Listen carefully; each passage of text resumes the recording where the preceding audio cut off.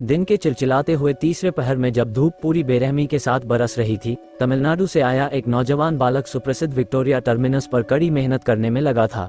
ये करीब करीब उन्हीं दिनों की बात है जब मस्तान बम्बई के डॉक यार्ड के बॉम्बे पोर्ट ट्रस्ट में अपनी रोजी के लिए संघर्ष कर रहा था। एक दूसरा कुली वरदा राजन मुदलियार इस प्रसिद्ध रेलवे टर्मिनस पर अपनी रोजी रोटी कमाने की जुगत में लगा हुआ था। दोनों ही इस तथ्य से बेखबर थे कि उनके मुकद्दर आपस में मिलने वाले हैं और दोनों ही अपराध, दौलत और ताकत के मदहोश कर देने वाले मेल के भीतर हमेशा के लिए समा जाने वाले हैं। एक किस्सा खास तौर से मद्रासी गैंगबाज उर्फ काला बाबू के बारे में है। उसके बारे में कहा जाता है कि उसने एक रिवाज को बदलकर उसकी जगह पर दूसरा रिवाज कायम किया था। ये बम्बई के अपराध जगत के इतिहास का अकेला मौका था जब सर्वव्यापी चाय ने काला पानी नामक ठंडे गहरे रंग के ड्रिंक के लिए शहर के तमाम पुलिस स्टेशनों तक पहुंचने का रास्ता साफ किया हो। इस झागदार ड्रिंक ने इसी अनूठे कुली की वजह से चाय की जगह ली थी। उस समय के किस्सों के मुताबिक बॉम्बे सेंट्रल के आर पार फैले बहुत से पुलिस स्टेशनों पर दिन में कई बार अपने टूटे फूटे गिलासों में चाय पहुंचाने वाला चाय वाला चाय की जगह इस झागदार कोला से भरे गिलास लेकर पहुंचता। चाय वाला ये ड्रिंक पुलिस स्टेशन के सिर्फ बड़े अधिकारियों की मेजों पर रखता और उसके बदले में बिना कोई पैसा लिए वहां से चला जाता। यह एक किस्म का अनकहा कायदा था कि छोटे अधिकारी तुरंत कमरा छोड़कर चले जाते। जो लोग अपनी शिकायतें दर्ज कराने आए होते वो पुलिस स्टेशन के अहाते से चले जाते और बड़े अधिकारी अपने सारे दूसरे काम एक तरफ रख देते। ये काला ड्रिंक बड़े अधिकारियों के लिए एक पैगाम होता था कि काला बाबू पुलिस स्टेशन पहुंचने वाला है। एक पुलिस वाला जो अपना नाम जाहिर नहीं करना चाहता, वो बताता है कि उन दिनों यह उसके कहने का एक धंध हुआ करता था कि मैं आपसे मिलने आ रहा हूँ, जरूरी इंतजाम करके रखिए। उसकी सेवा में एक पूरी फौज लगी होती थी। काला बाबू ने माफिया को जिस तरह चलाया वैसा आज तक किसी ने भी नहीं किया और उसका सबसे बड़ा तुरुप का पत्ता ये था कि वो लोगों की, खासतौर से सरकारी तंत्र की कमजोरियां समझता था। उसे हमेशा ये कहते हुए सुना जाता था कि लोगों के पेट भर के रखो लेकिन गोटे खाली रखो, जिसका मतलब है कि लोगों को संतुष्ट रखो लेकिन उन्हें सिर मत उठाने दो। अगर किस्से में कोई सच्चाई है तो जमीन की खाक छानने से लेकर आसमान की ऊंचाइयां छूने तक की इस अद्भुत कहानी का यह एक माइलस्टोन है, क्योंकि ये काला बाबू जिसने शहर में अपनी जिंदगी की शुरुआत विक्टोरिया टर्मिनस स्टेशन पर कुली का काम करने के साथ की थी, शहर पर शासन करने वाला सबसे बड़ा हिंदू डॉन बनता चला गया। सबूत वरदा राजन मुनीस्वामी मुदलियार तमिलनाडु के छोटे से सिटी वेलूर में रोजी रोटी के लिए जूझते एक सामंती परिवार में पैदा हुआ था। यह 1926 का समय था जब उसने महज 7 साल की उम्र में मद्रास, जो आज का चेन्नई है, उसके के माउंट रोड पर स्थित एक फोटोग्राफी स्टूडियो में घरेलू नौकर के रूप में काम करना शुरू कर दिया था। वो कभी अपनी पढ़ाई पूरी नहीं कर सका, लेकिन वो अपने परिवार में अकेला ऐसा लड़का था जो इसके बावजूद अंग्रेजी और तमिल पढ़ लिख सकता था। यह महज एक जज्बा था जो वरदा राजन को इस सपनों की नगरी तक खींच लाया था, जहां वह विक्टोरिया टर्मिनस से लगी एक गली में जाकर रहने लगा। जितनी अपने मेहनती स्वभाव के चलते उसके अन्नदाताओं की नजरों में उसकी जगह बनी, उतना ही वह एक ऐसे बड़े दिल वाले इंसान के रूप में भी जाना जाता था जिसका दिल उस नामहीन भीड़ जितना ही बड़ा था जिसके बीच से वह उस भीड़ भरे स्टेशन से रोज गुजरा करता था। उसके बड़े दिल का होने की कहानी की तायद इससे होती है कि जब वह दिन भर की कड़ी मेहनत से फारिग होता था तो दरगाह पर जाकर इबादत करने वालों को नियाज बांटता था।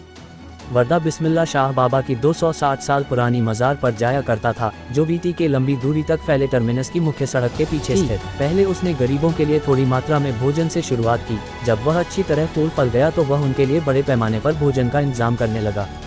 बचपन में एक घरेलू नौकर की हैसियत से ऊपर उठकर कुली बन जाने और फिर बम्बई की एक कुख्यात हस्ती बन जाने तक, और जिंदगी में लगातार तरक्की कर लेने के बावजूद दरगाह के लिए मुदलियार के घर से लगातार भोजन मिलता रहा और स्वयं उसने अपने कंधे उन लोगों यानी कुलियों के कंधों से मिलाना जारी रखा जिनके बीच उसने अपनी जिंदगी की शुरुआत की थी। उसका मानना था कि वह दरगाह का ऋणी है। बम्बई में वह उसका पहला ठौर था जहां उसे पनाह मिली थी, उसकी लाडली बेटी गोमती बताती है। उसके परिवार ने आज तक हर साल जून के महीने में नियाज देने की रवायत कायम रखी है, जहां 10,000 से ज्यादा लोगों को भोजन कराया जाता है। पुलिस के लोग हालांकि इस परोपकारी इतिहास से इनकार करते हैं। जब कभी उसकी दरियादिली का जिक्र आता है तो पुलिस के लोग सिर्फ उन्हीं वाक्यों को याद करते हैं जिनमें चोरी और बहकावा जैसे शब्द शामिल होते हैं। पुलिस ने इस तथ्य को कभी दर्ज नहीं किया कि वह मददगार किस्म का शख्स था। उनकी नज़र में वरदा एक चालबाज ही था।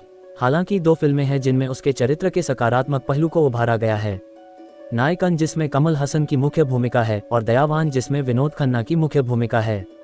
वेलूर का एक मासूम बच्चा जिसके पास महज भीतरी शक्ति के सिवा और कुछ नहीं था, बम्बई की कठिन और खुरदुरी गलियों में अपने वक्त से पहले ही एक भरे पूरे आदमी में बदल गया।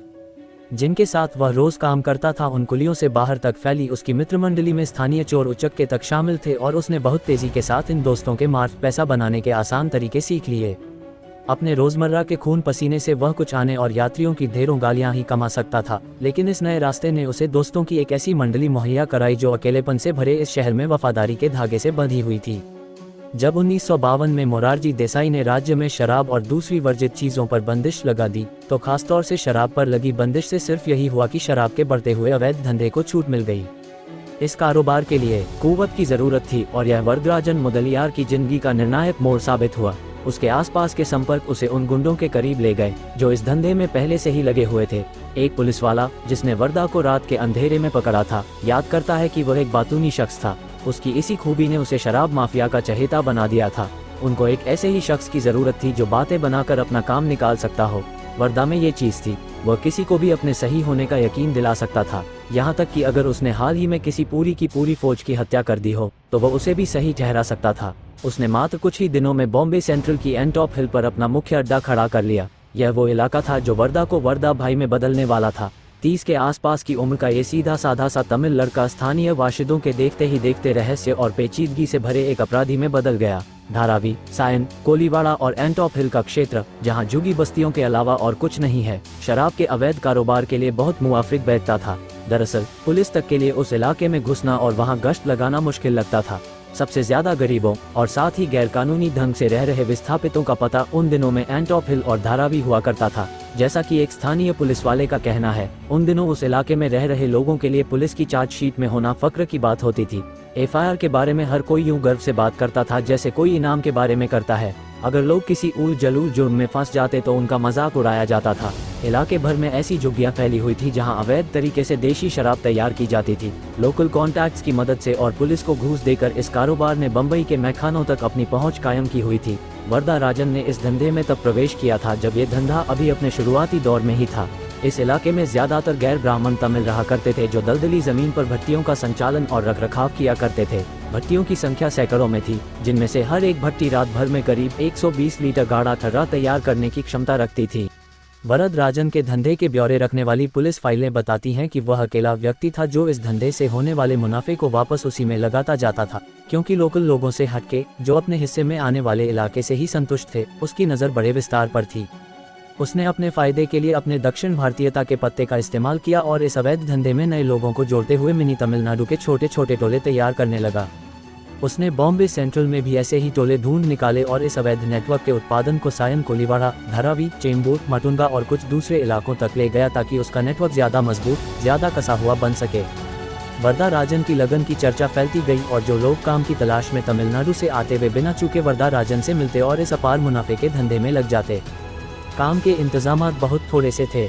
ज्यादातर रात के समय चलने वाले इस धंधे में उन लोगों की जरूरत थी जिन्हें अलग अलग चीजों की मिलावट से शराब तैयार करना आता हो, और कुछ दूसरे लोग जो सुरक्षा का घेरे उपलब्ध करा सकें और निगरानी रख सकें। अगला ग्रुप उन पैदल सिपाहियों का होता था जो रिटायर्ड पुलिस वालों के साथ मिलकर पूरे हफ्ते रात भर घूमकर शहर भर की कई छोटी दुकानों तक, खासतौर से शहर की पहुंच के करीब के मुकामों की दुकानों तक शराब पहुंचाते थे। पत्रकार प्रदीप शिंदे ने, जिन्होंने इस व्यवसाय का बहुत करीबी विवरण दर्ज किया है, एक बार लिखा था, वर्दा भाई की पूरी सल्तनत अवैध ठर्रे के वितरण और वसूली पर निर्भर थी। उनकी एक रिपोर्ट कहती है कि ये गाढ़ा तरल ट्रक के टायरों के ट्यूब में भरा होता था, जिनका धारावी की सुनसान सड़कों पर अंबार लगा है और जिनकी जिम्मेदारी साइकिल वाले या डिस्ट्रीब्यूटर संभालते हैं। यह विडंबना ही है कि माल ढोने वाले ये लोग आमतौर से पुलिस के रिटायर्ड या निलंबित व्यक्तियों की मंडली के हैं जिन्होंने पैसे के लालच में पाला बदल लिया है। इस माल को बोरों में, कारों में और दूसरी पाक साफ जगहों में रख कर ले जाया जाता है। बम्बई में इन मालवाहक वाहनों को आसानी से पहचाना जा सकता है। सामान के लिए ज्यादा जगह बनाने के लिए पीछे की सीटें हमेशा गायब होती हैं। उन इलाकों के लिए साथ चलने वाला एक वाहन मुहैया कराया जाता था जो गर्म इलाकों के नाम से जाने जाते हैं, यानी ऐसे इलाके जो दोस्ताना पुलिस की हिफाजत से महरूम होते थे और जहां मनहूस पुलिस के दस्ते के मिलने का खतरा होता था। इसका काम पुलिस के वाहन की राह में बाधा डालना होता था, जिसके सामने अचानक एक कार आकर रुक जाती थी और जिसका इग्निशन बहुत आसानी से काम करना बंद कर देता था। ट्रांसपोर्ट के इस पेचीदा और फिर भी आसान से चक्र को पहचान लेने के बाद पुलिस के आला अफसर समझ गए कि यह धंधा एक बहुत बड़ा खतरा बन चुका है। और उधर वर्दा भाई का धीरे धीरे लेकिन पक्के तौर पर कायाकल्प हो रहा था और वह अवैध शराब के महज एक और उत्पादक से एक बहुत बड़े डॉन में बदल रहा था। वर्दा की ताकत तब सामने आना शुरू हुई जब उसके आदमी किसी के लिए भी राशन कार्ड, अवैध बिजली का कनेक्शन और पानी की सप्लाई मुहैया करा सकने और उन्हें लोकल प्रशासन से ज़्यादा तेज़ गति से बम्बई का नागरिक बना सकने की कुव्वत रखने लगे। खासतौर से दक्षिण भारत कर्नाटक, तमिलनाडु, आंध्र प्रदेश, केरल के लोगों के झुंड शहर में आना शुरू हो गए और शहर के पूरे सेंट्रल एरियाज में हर दिन झुग्गियों का तांता लगने लगा। ये कहना अतिशयोक्ति नहीं होगी कि एक छोटे स्तर पर धारावी को एशिया की सबसे बड़ी झुग्गी बस्ती बनाने में वरदराजन का काफ़ी योगदान रहा है। उसकी ताकत का जादू कुछ ऐसा था कि लोग आंख मूंद कर उसके लिए काम करने लगे। 60 के दशक की प्रेस रिपोर्ट्स के आकलन के मुताबिक उसका अवैध शराब का कारोबार लगभग 12 करोड़ रुपए सालाना का था। इस कारोबार के गुप्त चरित्र को देखते हुए यह उस जमाने के हिसाब से बहुत बड़ी अमाउंट थी। उसकी ताकत की महिमा न सिर्फ उसके कारोबार तक व्याप्त थी बल्कि उसके आसपास के लोगों के दिमागों पर भी छाई हुई थी। एंटॉप पुलिस स्टेशन की डायरी में एक केस दर्ज है उत्तर प्रदेश से आए एक ऐसे शख्स के बारे में जो गायब हो गया था। वह अपनी बीवी और 2 बच्चों के साथ एंटॉप हिल के एक मंजिला मकान के गलियारे में रहता था। हर रात जब वर्दा के आदमी शराब बनाने को एकत्र होते तो हंडियों की आवाज़ से उसकी नींद में इस कदर बाधा पड़ती कि उसने एक दिन लोकल पुलिस स्टेशन में इसकी शिकायत कर दी। उसकी तरफ कोई ध्यान नहीं दिया गया। जब उसकी शिकायत की खबर वर्दा के आदमियों तक पहुंची तो इससे वे इस कदर खफा हुए कि जब एक रात उसने उनके पास पहुंचकर चीख पुकार मचाई तो उन्होंने चुपचाप उसका मुंह हमेशा के लिए बंद करने का फैसला कर लिया। उसका नाम आज भी एंटॉप हिल पुलिस स्टेशन के रिकॉर्ड में गुमशुदा व्यक्ति के रूप में दर्ज है। हालांकि जैसी कि उस समय के अनेक अखबारों में बड़े पैमाने पर खबरें छपी थीं, उसकी बीवी का कुछ और ही कहना था। उसे पक्का यकीन था कि पूरे मामले को लेकर मुंह बंद रखने के लिए पुलिस को भरपूर पैसा खिलाया गया है। वह जल्दी ही शहर छोड़कर चली गई। वर्दा हालांकि अच्छी तरह से जानता था कि जो गिरोह उसके नाम पर काम करना चाहता है उसे संभालने के लिए उसे बहुत सूझबूझ भरा रुख अपनाने की ज़रूरत है। जहां एक तरफ उसने खुफिया तंत्र को अपाहिज बना खुफिया तौर पर सक्रिय मुखबिरों को इतनी घूस खिलाकर कि वे संतुष्ट बने रहें, वहीं उसने ये भी कंफर्म करके रखा था कि उस तरफ के लोगों को भी ठीक से राशन पानी पहुंचता रहे ताकि वहां से कोई रुकावट पैदा न हो। 60 के दशक की एक अखबारी रिपोर्ट बिना डरे ये दर्ज करती है कि थर्रे के इलाकों में तैनात पुलिस के सिपाही अच्छा खासा पैसा बनाते थे। अड्डों की पुलिसिया रखवाली की दर 5,000 रुपये प्रति अड्डा थी। हर पुलिस स्टेशन के अंतर्गत औसतन 75 से 130 तक अड्डे आते थे। 5 अड्डों के मात्र एक आउटसिटी इलाके में अड्डों के मालिकों का लेन देन लगभग 50,000 रुपये प्रति माह था। कारोबार का इकोनॉमिक स्ट्रक्चर 10 रुपये प्रति गिलास पानी मिले थर्रे के आधार पर काम करता था, जिसका मतलब था प्रतिमाह करीब 1 करोड़ रुपए। उसने अपना काम इलाकों के अनुसार भी बांट रखा था और हर इलाके के स्थानीय आदमियों को अपने कारोबार से खुद ही निपटने की छूट दे रखी थी ताकि सारे इलाके ठीक से काम कर सकें और ईगो संबंधी बाधाएं पूरी तरह से खत्म हो जाएं। इससे आमदनी में इजाफा करने वाली हेल्दी कंपटीशन को ही बढ़ावा मिला और एक व्यक्ति या एक ग्रुप द्वारा दूसरे के नियत इलाके और डिस्ट्रीब्यूशन सिस्टम में दखलंदाजी करने की कोई गुंजाइश नहीं रह गई। कारोबार के फ्लो को बनाए रखने के लिए उसके पास 2 वफादार सहयोगी थे जो तमिलनाडु से विस्थापित होकर आए लोगों की जिम्मेदारी संभालते थे। भाई यानी थॉमस कुरियन और बड़ा सोमा यानी मोहिंदर सिंह विज। बहुत वक्त नहीं गुजर पाया था जब वर्दा धंधे के अपने कंपेटिटर्स को धीरे धीरे खत्म कर उस मुकाम पर पहुंच गया था जहां उसका एक छत्र राज्य कायम हो गया। ये भी उन्हीं दिनों की बात है जब उसने शहर में सस्ते विस्थापित मजदूर लाने शुरू कर दिए थे। धीरे धीरे उसके आदमी सरकारी जमीनों पर कब्जा करने लगे और नवागंतुकों से पैसे लेकर उन्हें रहने की जगहें बांटने लगे और इसी के साथ मुख्यतः सूती कपड़े के कारखानों से भरे दादर, सायन, माटुंगा, धारावी और वडाला के इलाकों में दक्षिण भारतीय लोग फैलने लगे। बड़े पैमाने पर कामयाबी से भरे थर्रा व्यापार के साथ साथ एक और व्यापार भी था जिस पर वर्दा राजन के मुनाफों ने अपना नियंत्रण कायम करना शुरू कर दिया था, वेश्यावृत्ति। हालांकि वर्दा उसमें सीधे तौर पर शरीक नहीं था, लेकिन उसके आदमी इस कुत्सित व्यापार में बड़े पैमाने पर अपना मुनाफा झोंक रहे थे। जैसा कि पुलिस के एक भूतपूर्व असिस्टेंट कमिश्नर का कहना है, उसने वेश्यावृत्ति के इस व्यापार को बढ़ावा देने से अपने आदमियों को कभी नहीं रोका। ये कारण है कि हम ये यकीन करना चाहेंगे कि वह इसमें बराबरी से शरीक था। यह एक अनोखी व्यवस्था थी जिसमें हिजड़ों को देह व्यापार की बागडोर सौंपी गई थी और एक ऐसे समाज में जहां उनके प्रति तिरस्कार भरा बर्ताव किया जाता था, हिजड़े अपने को वर्दा भाई की इस व्यवस्था का ऋणी समझते थे जिसने उन्हें एक ताकतवर हैसियत बख्शी थी। कर्नाटक और तमिलनाडु के निर्धनता के शिकार इलाकों से मासूम लड़कियां लाई जाती और उन्हें कुछ दिनों तक हिजड़ों की देखरेख में छोड़ दिया जाता। हिजड़े एक खास किस्म की दीक्षा पद्धति का अनुसरण करते जिसके अंतर्गत वे शुरू में इन लड़कियों को उस पैसे का लालच दिखाते जो वे खुद को बेचकर कमा सकती थीं। अगर उनकी मीठी जुबान कामयाब नहीं होती तो फिर बल का प्रयोग किया जाता। एंटॉप हिल और धारावी के मकान इस देह व्यापार के अड्डे बन गए थे और वर्दा भाई को हालांकि कभी इस कारोबार की अगुवाई करते नहीं देखा गया, वह निश्चित तौर पर इस धंधे का संरक्षक तो था ही। वर्दा का रुतबा 10 गुना बढ़ चुका था, लेकिन 60 के दशक में भी तस्करी को असली धंधे के रूप में देखा जाता था। पैसे का सबसे बड़ा हिस्सा सोने की तस्करी के उस कारोबार में था जो उन मुसलमान माफिया सरदारों की तरफ झुका हुआ था जिनके अरब देशों में अच्छे संपर्क थे। इनमें से एक डॉन था हाजी मस्तान। इस कहानी में इतना ही, आगे की कहानी सुनेंगे हैं नेक्स्ट पार्ट में। बने रहिए मेरे साथ, और अगर आपको ये सीरीज पसंद आ रही है तो लाइक करें, अपने दोस्तों के साथ शेयर करें और सब्सक्राइब करें। धन्यवाद।